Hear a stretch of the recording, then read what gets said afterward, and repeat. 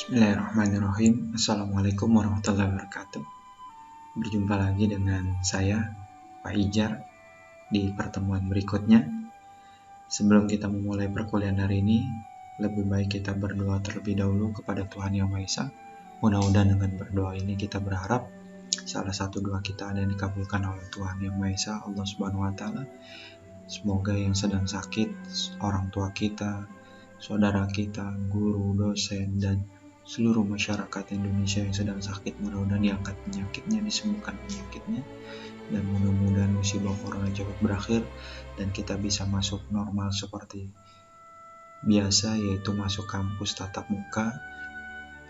Dan mudah-mudahan ilmu yang kita pelajari daring hari ini bermanfaat, dan mudah-mudahan juga berharap semoga perkuliahan Anda dengan mata kuliah lain juga mendapat nilai bagus. Berdoa menurut kepercayaan Anda masing-masing, dipersilakan.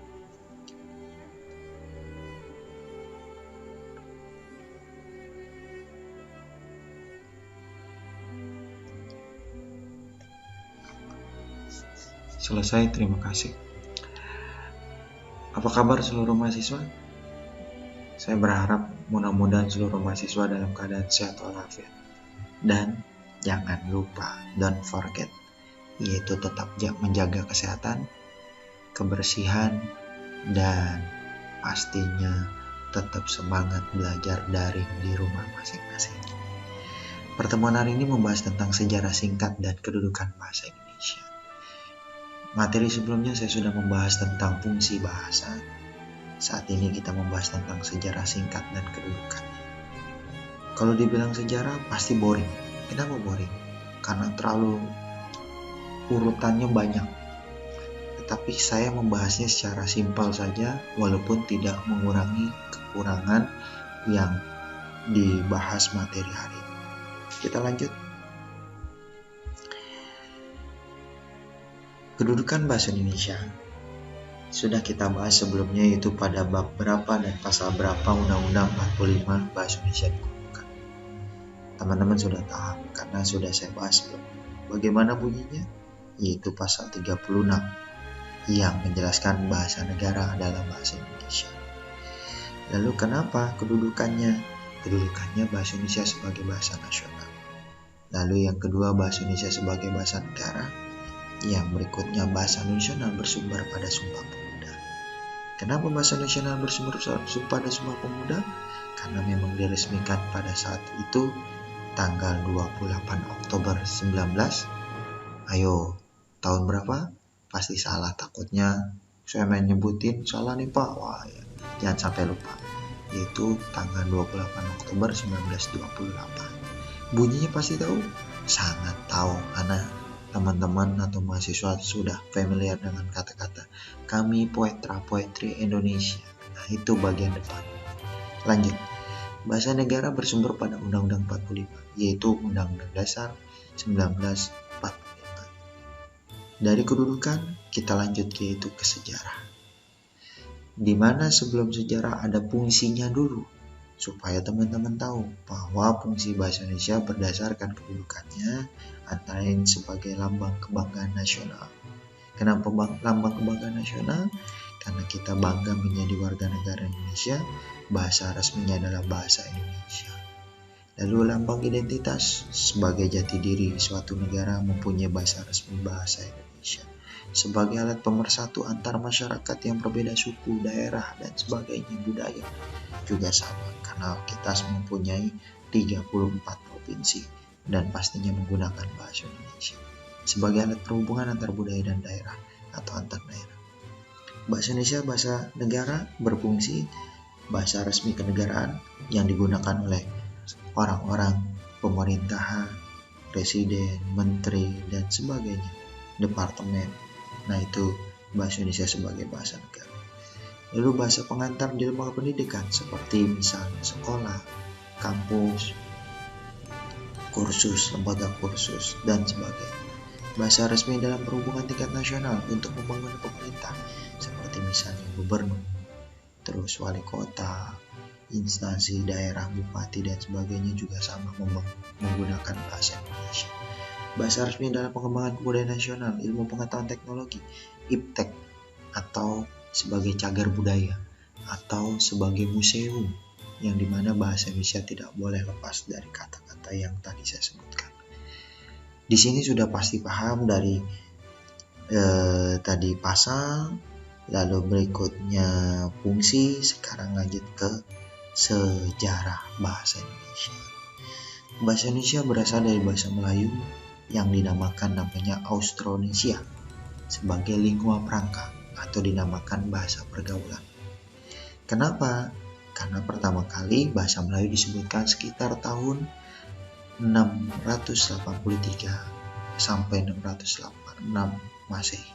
Di mana letaknya pertama kali berbahasa Melayu, yaitu dari Palembang atau Bangka, yang dimana Raja Sriwijaya pada saat itu menjelaskan tentang berbagai bahasa yang dari bahasa Melayu sampai yaitu bahasa yang selanjutnya nanti berikutnya. Sejarah bahasa Indonesia, bahasa Melayu memiliki dua bentuk, yaitu Melayu pasar dan Melayu tinggi. Sama seperti kita ada bahasa Indonesia baku, ada yang tidak baku. Dulu seperti Melayu pasar dan Melayu tinggi berbeda.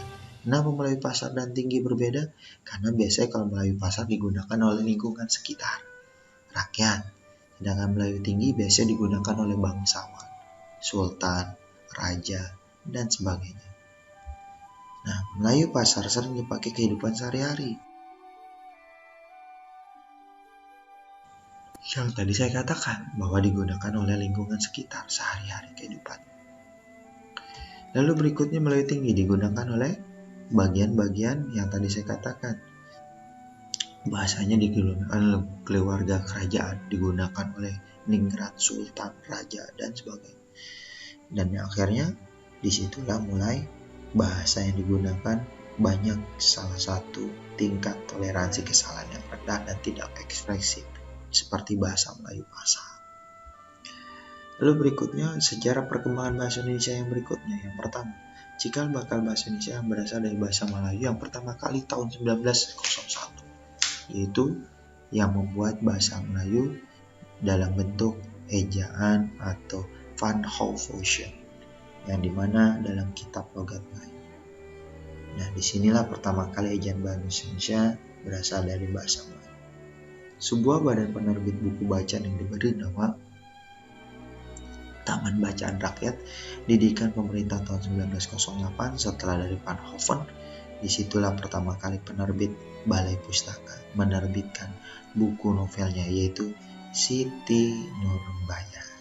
Dulu zaman saya kecil sudah ada film di TVRI Siti Nurbaya, yang dimana akhirnya dijadikan novel, ya. Akhirnya novelnya ada Salah Asuhan dan berbagai lagi yang lain. Oleh siapa yang membuat? Sastrawan-sastrawan kita yang terkenal. Yang tadi saya katakan di awal, sejarah perkembangan Indonesia pada tanggal 28 Oktober 1928, disitulah para pemuda berkumpul ingin salah satu butir dalam Sumpah Pemuda, yaitu perkembangan bahasa Indonesia, yang pada saat inilah bahasa Indonesia dianggap sebagai bahasa persatuan. Sebuah angkatan sastrawan muda dipelopori oleh Sultan Takdir Ali Sabana atau STA, Sanusi Pane, Armin Pane. Nah, ini sastrawan-sastrawan pujangga baru atau Balai Pustaka, yang dimana menjelaskan tentang yaitu majalah terbit pada tahun 1933. Sejarah perkembangan bahasa Indonesia lain berkembang semakin tahun, yang akhirnya memunculkan Kongres Bahasa Indonesia yang pertama.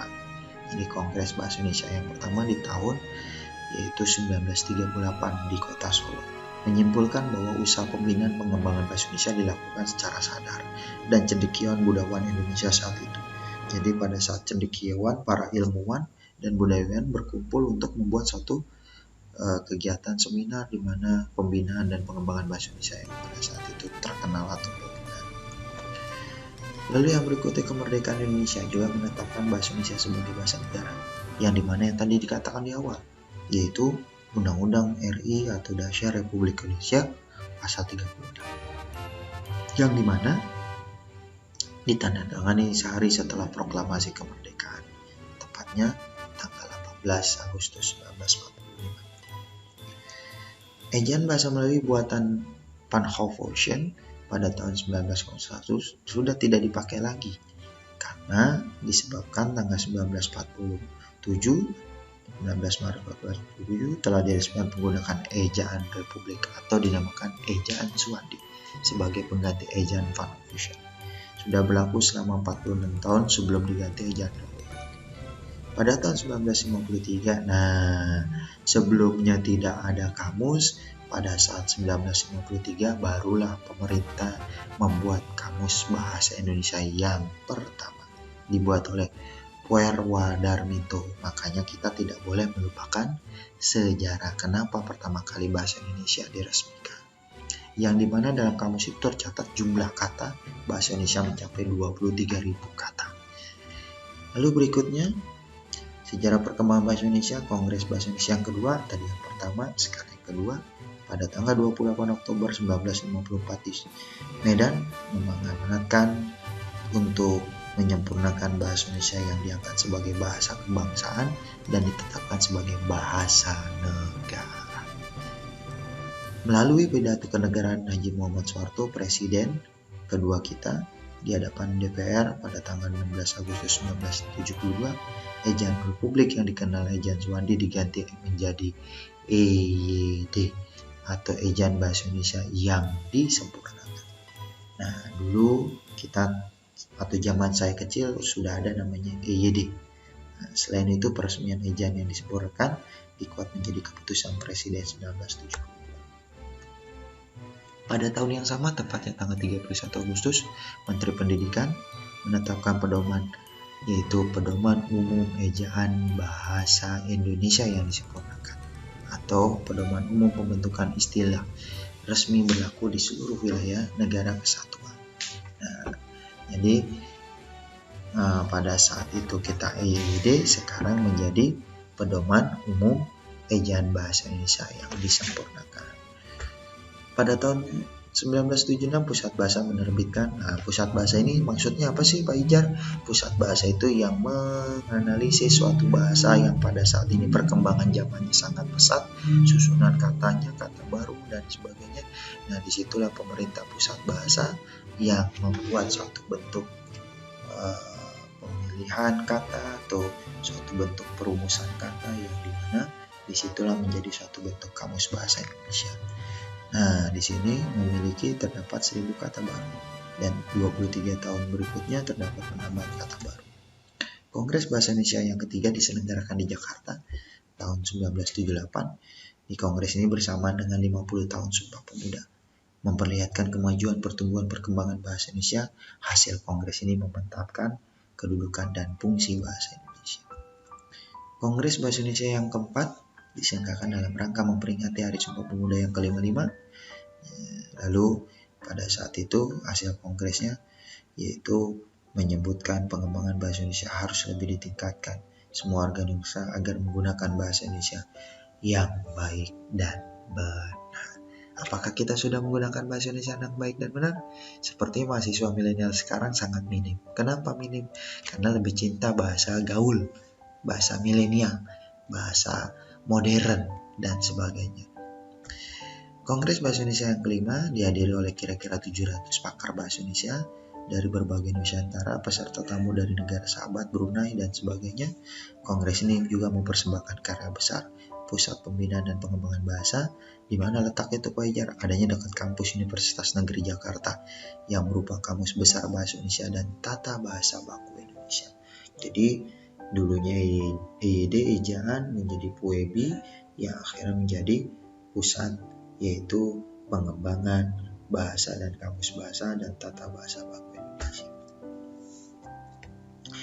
Kongres Bahasa Indonesia yang ke-6 dilaksanakan 28 Oktober 1923. Kongres ini pun ditetapkan dilaksanakan di Ibu Kota Jakarta dan belum pernah dilaksanakan di daerah lain, agar Pusat Pembinaan dan Pengembangan Bahasa Indonesia statusnya ditingkat menjadi Lembaga Bahasa Indonesia.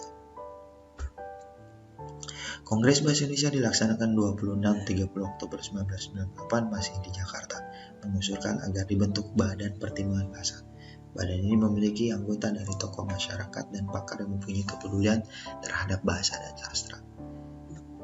Kongres Bahasa Indonesia dilaksanakan pada 28 Oktober 1993. Kongres ini pun tetap dilaksanakan di ibu kota. Belum pernah dilaksanakan di lain. Hasil kongres mengusulkan agar pusat bahasa pembinaan statusnya ditingkatkan menjadi lembaga bahasa Indonesia dan mengusulkan agar undang-undang bahasa Indonesia disusun. Nah, Kongres Bahasa Indonesia yang ke-7 dilaksanakan 1948, 1998, 26 sampai 30 Oktober. Hasilnya yaitu memiliki pertimbangan bahasa, mempunyai kepedulian terhadap bahasa dan sastra. Kongres yang berikutnya ke-8, 2003, di Jakarta banyak negara yang membuka studi mengenai Indonesia mendorong panitia mengadakan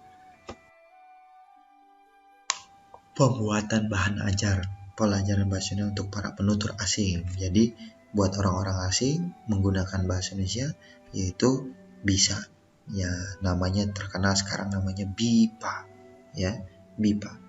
Apa tuh arti BIPA Pak Ijar? Bahasa Indonesia untuk para penutur asing. Nah, di sini agar para penutur asing itu harus dapat berbahasa Indonesia dan baik dan benar. Jadi pada saat orang asing berdatang ke Indonesia harus menggunakan bahasa Indonesia yang baik dan benar. Nah, dulu terkenalnya namanya UKBI, Uji Kemahiran Berbahasa Indonesia. Jadi kalau dia kuliahnya dulu, misalnya saya nih dulu pernah kuliah di pendidikan bahasa Indonesia di Universitas Negeri Jakarta. Sebelum sidang skripsi harus ujian dulu. Ujian apa? UKBI, Uji Kemahiran Berbahasa Indonesia. Nah, jadi kalau Anda sekarang kalau mau sidang skripsi harus ada namanya ujian TOEFL. Nah, zaman saya dulu namanya ujian UKBI dan ujian TOEFL. Nah, UKBI ini ditunjukkan bagi para warga negara asing. Selain warga negara asing bekerja di Indonesia, tetapi juga warga Indonesia sendiri juga harus melakukan kemahiran. Sejarah perkembangan Indonesia pada tanggal 28 sampai 31 Oktober 2008 di Jakarta menyatakan bahwa bentuk-bentuk pemakaian bahasa Indonesia yang diajarkan di sekolah bentuk-bentuk bahasa dari variasi bahasa baku. Nah, akhirnya dibentuk menjadi satu variasi baku atau kata baku. Bentuk bahasa dari berbagai variasi misalkan dari dialek geografi, dialek sosial, register, dan sebagainya.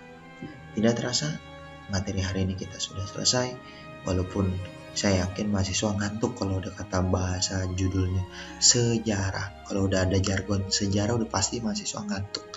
Tetap kita tidak boleh melupakan sejarah, baik sejarah tentang Indonesia, sejarah bahasa Indonesia, dan sejarah para tokoh pahlawan kita. Kita harus tetap cinta NKRI, cinta bahasa Indonesia untuk melestarikan bahasa Indonesia. Mohon maaf apabila ada kekurangan dan kesalahan dari materi ini. Sebelum kita tutup, kita akhiri dengan doa. Mudah-mudahan apa yang kita doakan, ilmu yang kita dapat bermanfaat, dan mudah-mudahan kita selalu diberikan kesehatan yang batin, dan mudah-mudahan Anda sukses dalam penelitian dan penulisan skripsi. Berdoa dimulai.